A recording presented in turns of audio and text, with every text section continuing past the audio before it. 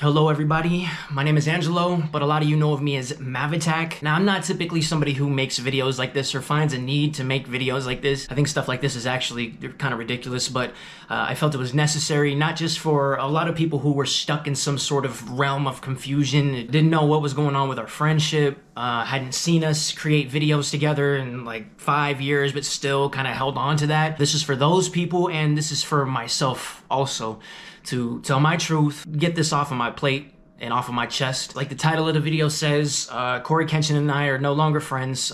We no longer associate with each other. And a few key reasons why this video is even being made in the first place is, number one, a lot of you guys have found my channel through our collaborations in the past. You have kind of held on to that or stuck around just to wait and see and hope that we're gonna work together again. This is for the ones who were actually curious and genuinely wanted to know. Even now to this day, I still get comments asking about us, asking about when our next collaboration is.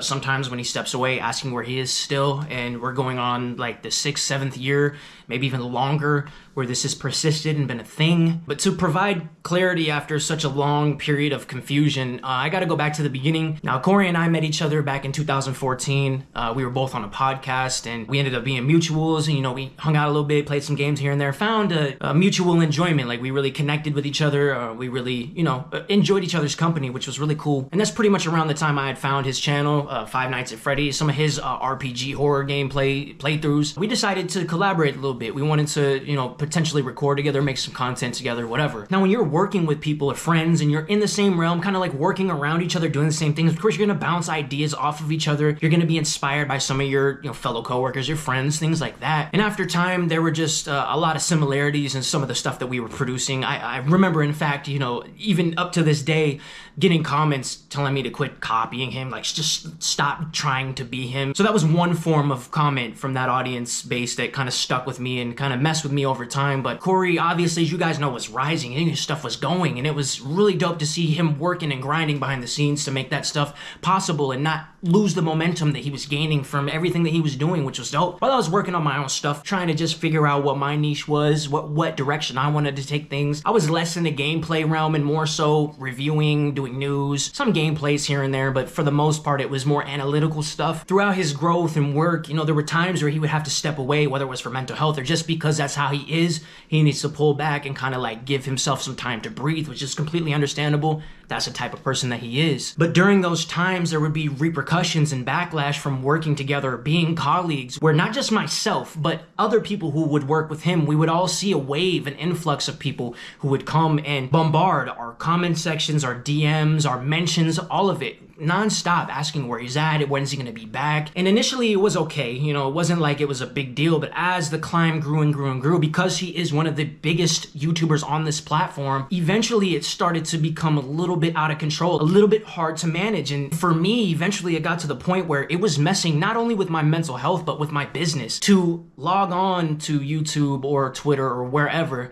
to upload content that you feel really passionate about, like really feeling good about a lot of this stuff, to get in there and to see more comments asking about somebody else than your own work, it starts to affect you. Now, when you're in the mindset of kind of like taking other people's words and opinions or just their feedback into consideration instead of valuing your own and holding your own thoughts about your own work in really high value, it's hard not to take the opinions and thoughts of other people into consideration when you're talking about value. Because, you know, a lot of people take that materialistic stuff and kind of look at that as if like that's a measure of their worth or if that's a calculation of their value, which is completely false. I had to learn that over time, that all that really mattered was how I felt about what I was producing, putting out, or the growth that I was making, or whatever it was. But to have that non-stop, it took a toll. And this is, you know, 5, 6, 7, could be more than that. I don't know how many years at this point, but it still persists. And like I said, we haven't really been close for quite some time. So between that sort of back and forth and me being afraid to express myself, because I had always thought that, you know, maybe there was a little bit too much inspiration taken from my own works, doing, you know, skits before, like gameplays and stuff, doing live action stuff, incorporated with gameplays to sort of evolve them to make them less of a just here, I'm sitting here playing a video game, to more just like, hey, let's make this live, interactive, let's do some things. You know, I had just graduated from film school, so I really wanted to put my knowledge into practice, but I couldn't help but feel like part of that was being taken. And part of my problem was not expressing that and not being a good friend to say, hey man, I feel like, you know, You can be inspired by somebody and you could definitely want to do what somebody else is doing, but it felt a little more blatant. It felt a little more, this is kind of like my livelihood. Like, this is what I enjoy doing as far as like evolving some of the stuff that other YouTubers or entertainers or whatever were doing at the time with gameplay. Is I felt really good about that. And I started to notice it trickle more and more in. And I didn't express that at the time, which was a fault of mine, 100%. I could admit to that. But throughout time, you know, some of those lingering feelings about that, and definitely the taking breaks and the massive influx of where is he? Where did he go? Do you know where he is? When are you going to work again? It broke me down. It broke me down in a big way because I didn't feel like I was able to benefit off what I was creating. I felt like somebody else was benefiting off of what I was doing. And not only that, I felt like I was being stepped on or overshadowed by this person. And because of that, I didn't make the best choices. I didn't make the best decisions as a friend. There was never any point in time of us being friends that I ever took his success into consideration as far as our friendship had went. I don't care about what he's accumulated. I didn't care about any of the money that he had gained from what he had accumulated. I cared about none of that. And I know there's a lot of people that care about that stuff because this world, unfortunately, is fueled by that. Too many people care about materialistic things, and that's unfortunate because that's the way that society is. That's the way that it's been constructed, is to care about money and to care about possessions. And I've never been a person to care about that. I've cared about connections. I've cared about goodwill and positive, good energy and good people. And Cory is a good person. And I don't ever think he intended for things to get this bad for his friends. And so I didn't make the best decisions. I didn't defend him when people were talking crap on his name, partially because I had felt that there was a piece of it that was actually true, but also because I was scared and I was far, far away from how I am now. How I'm not afraid to express myself and speak my truth and to let people know that they're in the wrong.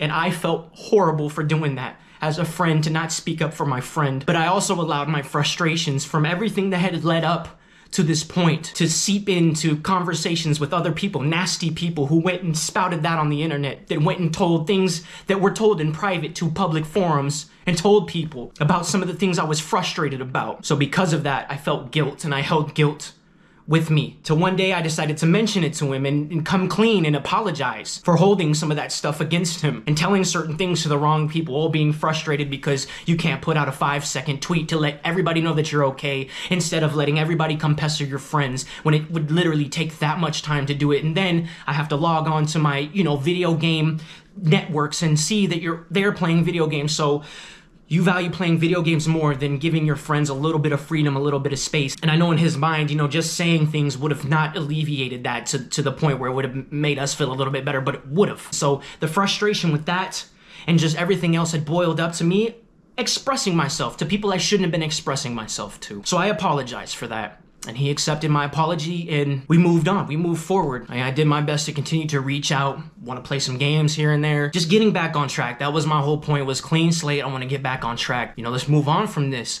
But I felt radio silence for a while, and it felt as if things were not the same. And if you have a feeling, deep down inside of you, like, trust in that, believe in that. Because more often than not, that gut feeling is probably because it's true. The reason you feel so strongly is because it's true. And then going back to my texts and just seeing like 6, 7 unanswered texts and not realizing it until finally it was time to say, whoa, like this all feels different. Something about this has changed, and you can feel the atmosphere of the friendship change. And it was hard not to jump to conclusions like this, like our friendship is actually over, because people were messaging me literally on social media like, hey, did you know he took you out of his friends tab on YouTube? And I think that is so stupid. Top friends lists and all this stuff that value where your friendships, I think that is the dumbest stuff. I definitely looked, and these were some of the first signs that I guess subconsciously told me that our friendship was over, but I didn't want to believe it. I just believed that, hey, maybe he did that because, I did take a 2-year break. I got rid of everybody I purged my account, so there was no personal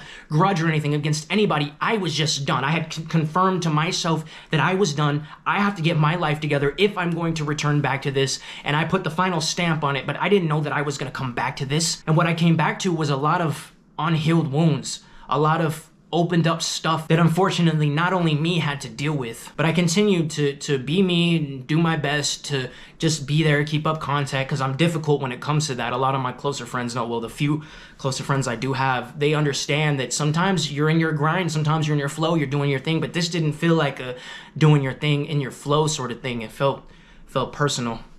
And because so much has changed for me, I wasn't going to take the disrespect anymore. And I will not take the disrespect anymore from anyone.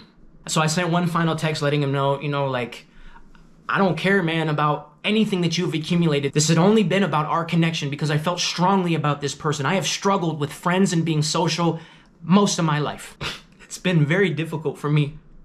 So to have people that you connect with on that level, they don't feel like just baseless connections and friendships, which a lot of those came from knowing him. A lot of people that wanted to weasel their way in came from knowing him. And it was so hard to make a distinction between who was genuine, who was a good person, and who was hateful, envious, who wanted to use and utilize anything that they feel like they could. And that was hard. This wasn't about any of that, man. So I let him know, I'm done. I'm good. He replied in the way that he felt like he needed to, and then that was that. But basically, this was my decision. This wasn't because of finances. This wasn't because of any of that stuff. This was a clear line that had been crossed. I tried my absolute best to apologize, to make up for it, and that wasn't accepted with open arms. And instead, I had a grudge held against me. And I wasn't going to take the disrespect. Look, Cory did a lot for me, and I'll forever be grateful. He brought in a large influx of people, new eyes, a new audience that could potentially help boost our stuff and just support what we had going on. And there was a lot of financial help that he did in doing that. And just outside of that, he did a lot. And I never had to ask. He did that on his own free will. There were times we'd be hanging out and he would cover things, just jump the gun and do it. And I'd be ready to pay and he would just jump. Like, that's the type of person that he is. So it's never about money. I quit a job I had to spend more time with him.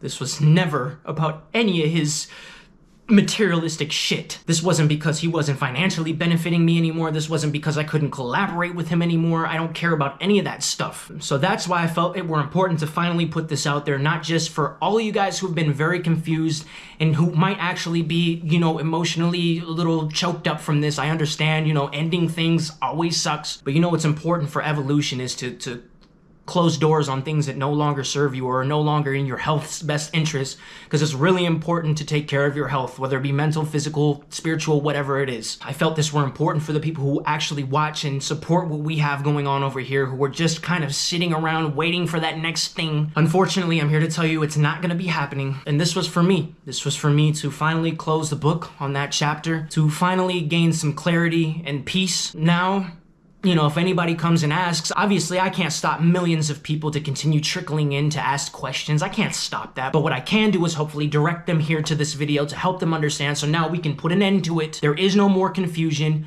You can either unsubscribe, unfollow, and dip and go and leave and goodbye. Take care.